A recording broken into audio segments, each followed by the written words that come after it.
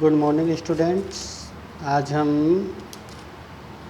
पाठ 10 में वृत्त पाठ 10 जो है वो वृत्त का अध्ययन करेंगे। तो वृत्त तो परिभाषा आपने 9th में भी पढ़ा है। इसमें हम वृत्त का स्पर्श रेखा, तो स्पर्श रेखा क्या होती है? किसी भी वृत्त की जो स्पर्श रेखा होती है वह रेखा है जो वृत्त को केवल एक और एक बिंदु पर प्रतिच्छेदित करती है। वृत्त की स्पर्श रेखा वह रेखा है जो वृत्त को केवल एक बिंदु पर प्रतिच्छेदित करती है, उसे हम क्या बोलते हैं? स्पर्श रेखा बोलते हैं। अब स्पर्श रेखा जो है हमेशा वृत्त को केवल एक ही बिंदु पर काटती है, जबकि जो छेदिका है वो वृत्त को दो अलग अलग बिंदुओं पर काटती है। लेकिन स्पर्श रेखा जो है वो वृत्त को केवल एक ही बिंदु पर प्रतिच्छेदित करती है। तो यहाँ पे देखिए वृत्त बना है, इसका केंद्र O है और ये OA त्रिज्या स्पर्श बिंदु A है, ये स्पर्शक है L। यह वृत्त को केवल एक बिंदु पर काट रहा है, A बिंदु पर स्पर्श कर रहा है, तो OA क्या हो गई? त्रिज्या। और ये त्रिज्या जो होती है जो स्पर्श बिंदु के साथ बनी होती है वो हमेशा लंब होती है, वो स्पर्शक पर हमेशा लंब होती है। मतलब यहाँ पर जो है 90 अंश का कोण बनता है, मतलब कोण OAX कितने का बनेगा? 90 अंश का। तो स्पर्श रेखा क्या होती है? किसी वृत्त की स्पर्श रेखा वह रेखा है जो वृत्त को केवल एक बिंदु पर प्रतिच्छेदित करती है, केवल एक ही बिंदु पर काटेगी। अगर वो उसको एक से ज़्यादा बिंदुओं पर काटेगी तो वो स्पर्शक नहीं क्या हो जाएगी? छेदिका हो जाएगी।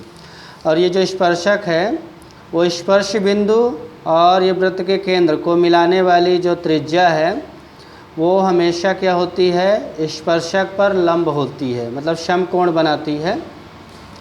वृत्त के एक बिंदु पर एक और केवल एक ही स्पर्श रेखा खींच सकते हैं, मतलब वृत्त का कोई एक बिंदु है उस पर आप केवल एक ही स्पर्श रेखा खींच सकते हो, एक से ज़्यादा स्पर्श रेखा आप उस पर खींच नहीं सकते। फिर है वृत्त की छेदिका।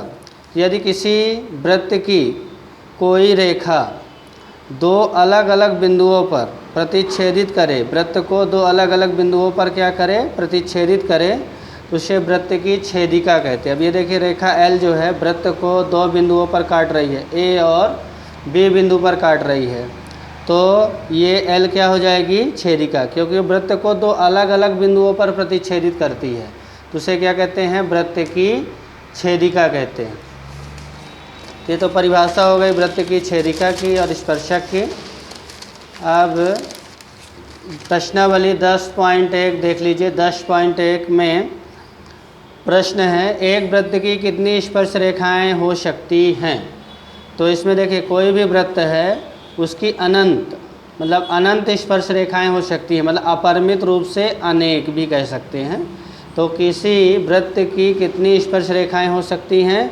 तो इसका उत्तर अनंत अथवा अपरिमित रूप से अनेक स्पर्श रेखाएं होती हैं। फिर प्रश्न नंबर 2 है रिक्त स्थानों की पूर्ति कीजिए।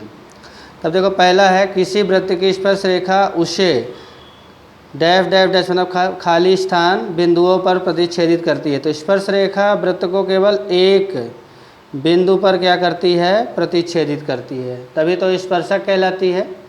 फिर वृत्त को दो बिंदुओं पर प्रतिच्छेदित करने वाली रेखा को वृत्त की छेदिका कहते हैं। क्या कहते हैं? छेदिका। दो बिंदुओं पर अगर काटेगी वृत्त को तो क्या कहलाएगी? वृत्त की छेदिका। फिर तीसरा एक वृत्त की खाली जगह समांतर स्पर्श रेखाएं हो सकती है। तो देखो कोई भी वृत्त है उस पर केवल दो ही समांतर स्पर्श रेखाएं होती हैं। कितनी होती हैं? दो। मतलब समांतर पूछ रहा है ना, जो एक दूसरे को प्रतिच्छेदित ना करें उसे समांतर कहते हैं, समांतर रेखा कहते हैं। तो एक वृत्त की दो समांतर स्पर्श रेखाएं हो सकती हैं। फिर है वृत्त तथा उसकी स्पर्श रेखा के उभयनिष्ठ बिंदु को स्पर्श बिंदु कहते हैं। क्या कहते हैं? स्पर्श बिंदु। वृत्त तथा उसकी स्पर्श रेखा के उभयनिष्ठ बिंदु को स्पर्श बिंदु कहते हैं। ये हो जाएगा आपका खाली जगह। फिर इसमें देखिए प्रश्न है, विकल्प वाला प्रश्न है, दिया है 5 सेंटीमीटर त्रिज्या वाले एक वृत्त के बिंदु P पर स्पर्श रेखा PQ और केंद्र O से जाने वाली एक रेखा Q पर इस प्रकार मिलती है कि OQ 12 सेंटीमीटर और PQ की लंबाई ज्ञात करना है। इसमें ऑप्शन में दिया गया है 12 centimetre, B 13 centimetre, C 8.5 centimetre और D √119 सेंटीमीटर। अब देखिए ये वृत्त हो गया, इसकी ये त्रिज्या OP त्रिज्या हो गई, ये 5 सेंटीमीटर है, और ये स्पर्शक हो गया, PQ स्पर्शक हो गया, ये वृत्त का बिंदु है P, और OQ ये केंद्र से इस पर मतलब जो बिंदु है बाहर का बिंदु, उसकी दूरी हो गई 12 सेंटीमीटर। अब आपको पता है जो स्पर्शक है वो त्रिज्या के साथ हमेशा समकोण बनाता है, मतलब 90 अंश का कोण बनाता है। तो यहाँ पे कोण OPQ कितने का बनेगा, 90 अंश का बनेगा, समकोण है। तो समकोण के सामने की भुजा कर्ण, तो OQ कर्ण कहलाएगी, PQ आधार और OP लंब। तो इसमें हमें निकालना क्या है, PQ निकालना है। तो यहाँ पे देखिए आपका कर्ण भुजा दिया हुआ है, लंब भी दिया है, आधार निकालना है। तो त्रिभुज OPQ में कोण OPQ बराबर 90 अंश, इसलिए आपका PQ का वर्ग मतलब आधार का वर्ग बराबर कर्ण का वर्ग OQ का वर्ग माइनस लंब का वर्ग OP का वर्ग। OQ आपका 12 है, तो 12 का वर्ग माइनस OP कितना है 5 का वर्ग, 12 का वर्ग 144, 5 का वर्ग 25, घटा दीजिए, 14 में से 5 गया 9, यहाँ पे 3 में से 2 गया 1 और ये 1, तो PQ का वर्ग है तो इधर क्या हो जाएगा वर्गमूल। तो PQ बराबर आपका कितना आ जाएगा √119 सेंटीमीटर। मतलब इसमें आपका जो है ऑप्शन नंबर ये आपका D नंबर सही है, ऑप्शन नंबर D जो है √119 सेंटीमीटर है, ये आपका आंसर सही है। तो ये विकल्प वाला प्रश्न था, तीसरा था मतलब 10.1 का तीसरा सवाल था। अब चौथा सवाल है, देखिए इसमें एक वृत्त खींचिए और एक दी हुई रेखा के समांतर दो ऐसी रेखाएं खींचिए कि उसमें से एक स्पर्श रेखा हो और दूसरी क्या हो छेदिका हो। ये आपको बनाना है, आकृति बनानी है। यहाँ पे देखिए इसमें ये वृत्त हो गया, इसका केंद्र O है, और देखिए एक रेखा L है, ये वृत्त हो गया और ये रेखा है। अब इसके समांतर एक हमने ये रेखा खींचा है M, जो कि बिंदु वृत्त को केवल एक बिंदु पर स्पर्श कर रहा है P बिंदु पर, तो ये स्पर्शक हो गया वृत्त का जो कि L के समांतर है। दूसरी हमने रेखा खींचा N रेखा, ये वृत्त को दो अलग अलग बिंदुओं पर काट रही है, AB बिंदु पर काट रही है, A और B बिंदु पर, तो ये क्या हो गई वृत्त की छेदिका। इस तरह जो ये रेखा N है वो L के क्या है समांतर है। तो यहाँ पे L समांतर M, L समांतर N, अब ये दोनों समांतर हैं तो ये तीनों रेखाएं भी क्या होंगी समांतर, इसलिए रेखा L समांतर M समांतर N। इस तरह ये आकृति इसमें बनाना था। इसमें से एक स्पर्शक है और एक छेदिका है जो कि दी गई रेखा के क्या हैं समांतर हैं। अब इसमें देखिए उदाहरण नंबर आपका 3 दिया हुआ है। उदाहरण नंबर 3 इसमें दिया देखिए 5 सेंटीमीटर त्रिज्या के एक वृत्त की 8 सेंटीमीटर लंबी एक जीवा PQ है।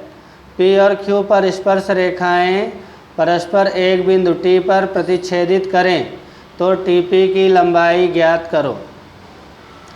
तो इसमें देखिए आपका ये जो आकृति बनी हुई है ये वृत्त है, वृत्त का केंद्र O है और ये जीवा है PQ, इसकी लंबाई टोटल 8 सेंटीमीटर कुल दी हुई है, टोटल 8 दी हुई है, टोटल 8 सेंटीमीटर है PQ। और यहाँ TP और TQ ये स्पर्शक हैं, ये वृत्त को क्रमशः P और Q पर स्पर्श कर रहे हैं। अब इसमें देखिए जो O और T को मिला दीजिए, यहाँ से O और T को मिला दीजिए। अब इसमें मान लीजिए कि माना PQ बिंदु R पर प्रतिच्छेदित करता है, मतलब जो TO है वो PQ को कहाँ पर प्रतिच्छेदित करता है R पर। तो इसमें त्रिभुज कौन सा बनेगा, त्रिभुज TPQ, ये वाला त्रिभुज बनेगा, त्रिभुज TPQ। अब टी पी क्यू जो है समद्विबाहु है। क्यों? क्योंकि इसमें आपको पता है कि ये टी पी और टी क्यू जो है बराबर होंगे, क्योंकि वृत्त के किसी भी बिंदु से खींचे गए स्पर्शक की लंबाई जो होती है समान होती है। तो यहाँ पर जो है टी पी और टी क्यू बराबर होंगे, दोनों बराबर हैं, इसलिए समद्विबाहु त्रिभुज हो जाएगा। जिस त्रिभुज की दो भुजाएं समान हो उसे समद्विबाहु त्रिभुज कहते हैं। अब जो टी ओ है वो कोण पी टी क्यू का अर्धक भी है, कोणार्धक भी है, मतलब कोण को दो भागों में बांट रहा है। इसलिए ओ टी जो ओ टी है ये वो पी क्यू पर क्या हो जाएगा? लंब। क्या हो जाएगा? लंब हो जाएगा। और इस तरह जो टी ओ है वो पी क्यू का अर्धक मतलब समद्विभाजक है, जिससे हमें जो पी आर और क्यू आर ये दोनों क्या हो जाएंगे? बराबर। मतलब ये आपका लंब समद्विभाजक हो गया। और जब ये लंब समद्विभाजक है तो इसका मतलब इसको दो भागों में बांट रहा है, तो इसलिए पी आर बराबर आर क्यू या क्यू आर भी आप लिख सकते हैं। ये टोटल 8 है तो ये 4 हो जाएगा और ये भी कितना हो जाएगा? 4। टोटल कितना है? पूरा 8। तो आधा आधा हो जाएगा, पी आर भी 4 और क्यू आर भी आपका 4 सेंटीमीटर। अब इसमें देखिए आपका ये जो त्रिभुज बन रहा है, यहाँ पे आकृति देखिए, ये त्रिभुज बन रहा है, इसमें यहाँ पे 90 का कोण है, ये आपको पता और ये पता है, तो इसमें ओ आर निकाल लेंगे। तो त्रिभुज पी आर ओ में हमें क्या निकालना है? ये देखिए आधार निकालना है, लंब दिया हुआ है, कर्ण दिया हुआ है, तो ओ आर निकालना है। तो ओ आर का वर्ग बराबर ओ पी का वर्ग माइनस पी आर का वर्ग।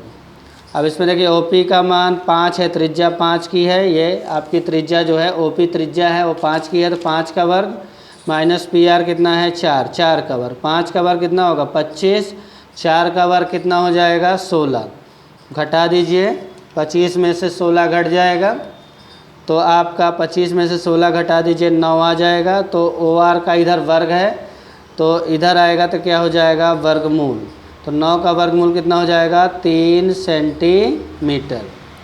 अब यहाँ पे देखिए आपने ओ आर निकाल लिया, ओ आर आपका कितना आ गया? 3। अब देखिए इसमें हमको टी आर नहीं पता, तो टी आर को हम x मान लेते हैं, यहाँ से यहाँ तक x हो जाएगा। तो टी आर बराबर कितना हो जाएगा? x। मान लिया, माना टी आर बराबर x, तो ओ टी जो है आपका या टी ओ हो जाएगा x + 3, क्योंकि आपका यहाँ पे आकृति में देखिए ये x हो गया, तो यहाँ से यहाँ तक ये कितना? 3 है, तो ये दोनों मिला के x + 3 हो जाएगा। तो टी ओ बराबर कितना हो जाएगा? टी आर + ओ आर, तो x + 3। अब इसमें पहले आप ये वाला त्रिभुज लीजिए, इसमें हमें पी क्या निकालना है? टी पी निकालना है, तो ये वाला त्रिभुज ले लीजिए। यहाँ पे समकोण बन रहा है तो आपको टी पी निकालना है। तो यहाँ पर त्रिभुज, इस त्रिभुज का नाम होगा टी पी आर या टी आर पी में हमें क्या निकालना है? टी पी का वर्ग निकालना है। तो टी पी का वर्ग ये कर्ण भुजा है बराबर टी आर का वर्ग प्लस आपका पी आर का वर्ग। अब यहाँ पे देखिए टी पी का मान हमें नहीं मालूम है, टी आर का मान कितना है? x माना है, और पी आर का मान कितना है? 4, तो 4 का वर्ग, तो ये हो जाएगा x का वर्ग, 4 का वर्ग कितना हो जाएगा? 16। तो टी पी का वर्ग आएगा समीकरण नंबर 1। फिर हम दूसरा त्रिभुज लेंगे। दूसरा त्रिभुज आपका ये जो है टी पी क्यू, यहाँ पे पता है स्पर्शक त्रिज्या के साथ समकोण बनाता है, तो कर्ण भुजा क्या हो जाएगी? इसमें टी ओ कर्ण हो जाएगा, ये आधार और ये लंब। तो हमें निकालना क्या है? इसमें टी पी ही निकालना है। तो इसमें आप लिखोगे त्रिभुज टी पी ओ में, त्रिभुज टी पी ओ में आपका ये जो कोण है, कोण टी पी ओ वो 90 का है, टी पी ओ बराबर 90 अंश। तो हमें इसमें टी पी निकालना है, तो टी पी का वर्ग बराबर टी ओ का वर्ग माइनस इसमें आपका ओ पी का वर्ग। अब यहाँ पे देखिए टी पी का वर्ग, ओ टी का मान कितना है? x + 3, तो x + 3 का whole square minus O P का वर्ग, ओ पी का मान 5 है तो 5 का वर्ग। तो यहाँ पे x का स्क्वायर हो जाएगा, a + b का होल स्क्वायर वाला सूत्र लगेगा। a + b का होल स्क्वायर बराबर होता है, आपको पता ही है, a square plus 2ab plus b square, तो इसका हो जाएगा एक्स स्क्वायर 2 गुणे एक्स गुणे 3 प्लस 3 का स्क्वायर माइनस 5 का वर्ग, तो एक्स का स्क्वायर 3 दूनी 6x, 3 का वर्ग कितना हो जाएगा 9 और 5 का वर्ग 25, तो यहाँ पे x square plus 6x plus 9 minus 25, तो 25 में से 9 घटा दीजिए, कितना आ जाएगा आपका 25 में से 9 घटा दीजिए, कितना आ जाएगा -16, कितना आ जाएगा -16, तो मतलब ये समीकरण 2 आपका आ गया x square plus 6x minus 16, समीकरण नंबर 2। अब देखिए समीकरण 1 में आपने टीपी का वर्ग ही निकाला है और समीकरण 2 में भी आपने टीपी का मान निकाला है, तो यहाँ पे आप लिखोगे समीकरण 1 बराबर समीकरण 2, क्योंकि दोनों बराबर हैं, टीपी का वर्ग ही निकाला है, तो एक में आपने निकाला एक्स स्क्वायर प्लस 16, दूसरे में x square plus 6x minus 16, तो यहाँ पे देखिए एक्स स्क्वायर इधर आएगा तो इधर प्लस में इधर आके माइनस हो जाएगा, 6x इधर प्लस में इधर आएगा माइनस, इधर -16 बचा, ये 16 प्लस में इधर जाएगा तो माइनस हो जाएगा, इससे एक्स स्क्वायर से एक्स स्क्वायर घट गया, क्या बचा -6x, तो -6x बराबर -16 कितना हो जाएंगे -32। अब ये 6 गुणे में है, 6 गुणे में है तो इधर जाएगा तो क्या हो जाएगा बटे में, तो आपका आ जाएगा -6x बराबर -32, तो x बराबर -32 बटे -6, दोनों में माइनस है, माइनस माइनस कट जाएगा, 2 से काटोगे 2 तिहाई 6, इसको काटोगे 2 एकम 2, 2 छक्का 12, तो x बराबर 16/3, ये x का मान आया। अब x का मान समीकरण 1 में रखने पर, देखिए ये मान चाहे आप समीकरण 1 में रखिए या समीकरण 2 में रखिए, आंसर आपका वही आएगा, आंसर में कोई अंतर नहीं आएगा। तो आपका टीपी का वर्ग बराबर एक्स स्क्वायर प्लस 16 है, एक्स का मान 16/3, इसका स्क्वायर प्लस 16, 16 के बटे में कुछ नहीं देख ले लेंगे, 16 का वर्ग 16 गुणे 16 256 आएगा, 3 का वर्ग 9 प्लस 16/1। अब देखिए इसका हम भिन्नों की तरह जोड़ेंगे, 9 और 1 का लासा 9 ही आएगा। जब ऐसा होता है एक है और इधर 9 है बराबर, 9 और 1 का एलसीएम 9 ही आएगा, 9 से 9 को भाग करोगे 1 आएगा, 1 का ऊपर गुणा तो वही आ जाएगा, मतलब हर से भाग करना है लासा को और जो आए उसका ऊपर गुणा करना है। 9 से 9 को भाग करोगे 1 आएगा, 1 का ऊपर गुणा तो 256 में 1 का गुणा होगा 256 ही आएगा। 1 से 9 को भाग करोगे कितना आएगा 9, 9 का ऊपर गुणा होगा 16 नहीं है 144 आ जाएगा।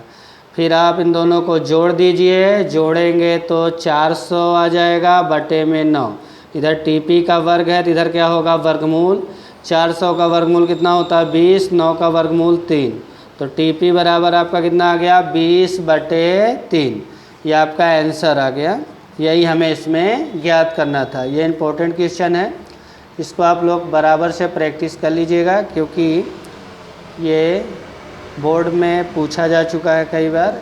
उदाहरण नंबर 3 जो मैंने आपको समझाया, अब नेक्स्ट वीडियो में आपको मैं 10.2 समझाऊंगा, जिसमें आप जो है इसमें आपको पहला, दूसरा, तीसरा और छठवां और सातवां ही करना है बराबर। तो आपको मैं नेक्स्ट वीडियो में जो है भेजूंगा कल के वीडियो में, तो आप प्रैक्टिस कर लीजिएगा। आज इतना ही, धन्यवाद।